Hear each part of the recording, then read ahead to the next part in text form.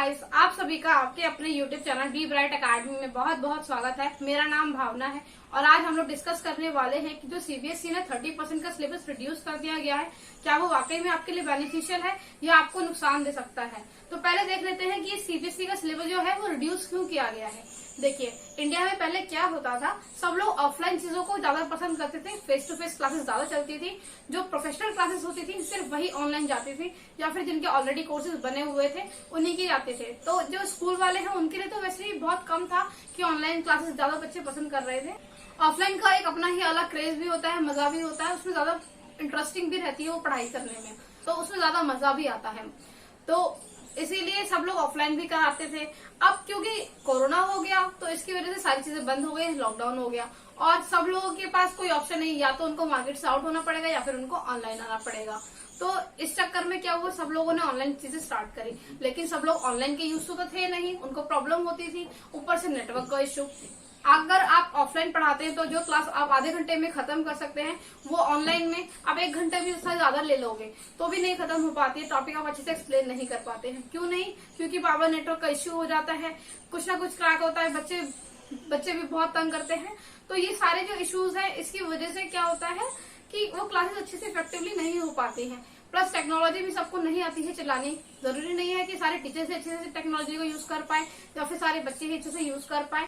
अब काफी बच्चों को और टीचर्स को इस बात को सुन के बड़ा हर्ट होगा कि हाँ ये ऐसे बोल रही है, लेकिन एक्चुअली में ऐसा है कि कई टीचर्स को और कई स्टूडेंट्स को भी वो फोन या फिर टेक्नोलॉजी को यूज करना नहीं आता है, वो उसको अच्छे से नहीं हैंडल कर पाते हैं।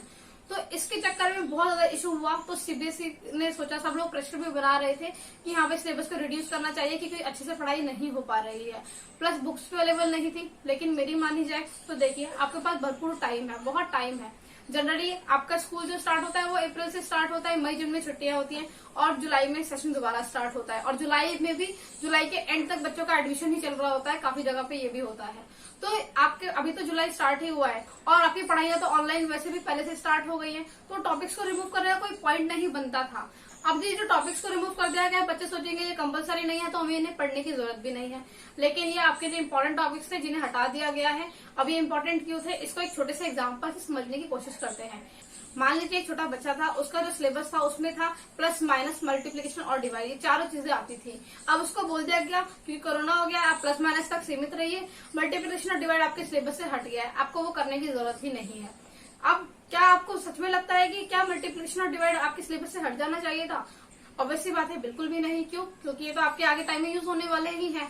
अब वैसे ही मैं बात करूं 11th क्लास की और 12th क्लास की, जो 11th 12th क्लास होती है वो कॉमर्स की बेस्ड क्लासेस होती हैं। मैं कॉमर्स स्टूडेंट्स की ही बात कर रही हूँ यहाँ पे मेनली, लेकिन ये जो मैं बात कर रही हूँ ये हर एक के लिए अप्लीकेबल है जिनका भी सिलेबस रिड्यूस हुआ है, 9th 10th 11th और 12th सबके लिए।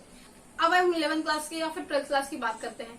जो आप 11th और 12th क्लास में पढ़ते हो वो टॉपिक्स एकदम नए होते हैं आपके लिए, क्योंकि वो एकदम बेसिक होते हैं और हर एक टॉपिक को आपका जानना जरूरी होता है, क्योंकि जब आप आगे की पढ़ाई करते हो तो वो वहाँ पे बहुत ज्यादा यूजफुल होते हैं आपके लिए, उनको समझना आपके लिए बहुत जरूरी होता है ताकि उसी के बेस पे आप आगे की चीजों को कर पाओ। अगर आप कोई प्रोफेशनल कोर्स में एडमिशन लेते हैं तो उनमें भी वो बहुत ज्यादा आपको हेल्प करते हैं। अब आपने 11th 12th के वो टॉपिक्स को ही हटा दिया, आपने वो पढ़े ही नहीं और आपके प्रोफेशनल एग्जाम में वो आ गए या फिर आपके आगे की स्टडीज में वो आ गए, तो आप क्या लिखेंगे अपने आंसर शीट में?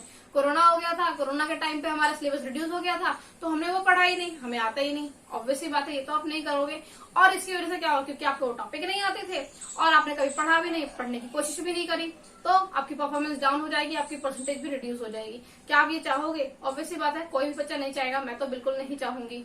इसके अलावा अगर हम 9th 10th की बात करें, अगर आप किसी गवर्नमेंट एग्जाम की प्रिपरेशन करते हैं तो उसमें 9th 10th का सिलेबस भी तो आता है, आपने वो टॉपिक्स ही नहीं पढ़े तो आप कहाँ से उन एग्जाम्स को दे लेंगे? तो ऑब्वियसली बात है, वहां पे भी आपको दिक्कत आएगी ही। तो ये जो टॉपिक्स को रिड्यूस किया गया है मेरी तरफ से बिल्कुल भी नहीं होना चाहिए था।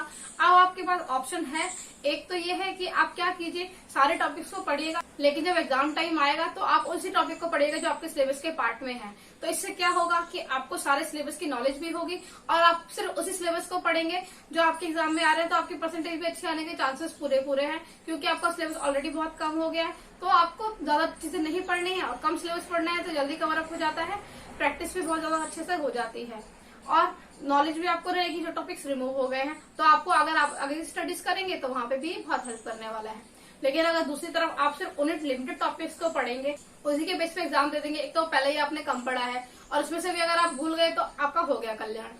आप जानते ही है कि क्या होने वाला है। हायर स्टडीज की बात की जाएगी, वहां पे भी आप क्या लिखने वाले हैं आंसर शीट में, ऑब्वियसली बात है वो कुछ आइडिया ही नहीं होगा। या तो आप मन हिसाब से कुछ भी लिख के आ जाएंगे या फिर आप उसको ब्लैंक छोड़े आएंगे, तो वो ऑब्वियसली बात है आपके लिए अच्छा होने वाला बिल्कुल भी नहीं है। तो मेरा सजेशन मांगा जाए तो मैं आपसे यही कहूंगी कि आपको प्रिपेयर सारे टॉपिक्स को करना चाहिए।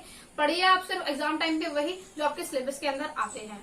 आई होप आपको ये वीडियो थोड़ा बहुत इन्फॉर्मेटिव लगा होगा, तो आपको मेरी बात थोड़ी समझ में आई होगी। अगर आपको ये वीडियो अच्छा लगा तो आप इसे लाइक कर सकते हैं, अपने दोस्तों के साथ भी शेयर कर सकते हैं, ताकि वो भी इस भ्रम से हट जाए कि हाँ भाई सिलेबस रिड्यूस हो गया है तो उनके लिए ये बहुत अच्छी बात है। ऑब्वियसली बिल्कुल भी अच्छी बात नहीं है, उनके फ्यूचर पे इसका बहुत बड़ा इम्पैक्ट पड़ेगा, जो कि नेगेटिव इम्पैक्ट होने वाला है। तो शायद उनको भी हेल्प मिल जाए आपकी वजह से, और मेरा भी थोड़ा कंट्रीब्यूशन हो जाएगा, और मेरे भी आप ऐसा हेल्प कर सकते हैं, क्योंकि जब आप मेरी वीडियोस को लाइक करते हैं, शेयर करते हैं, तो मुझे मोटिवेशन मिलता है आपके लिए और वीडियोस को बनाने का। थैंक यू सो मच मेरी वीडियो को देखने के लिए।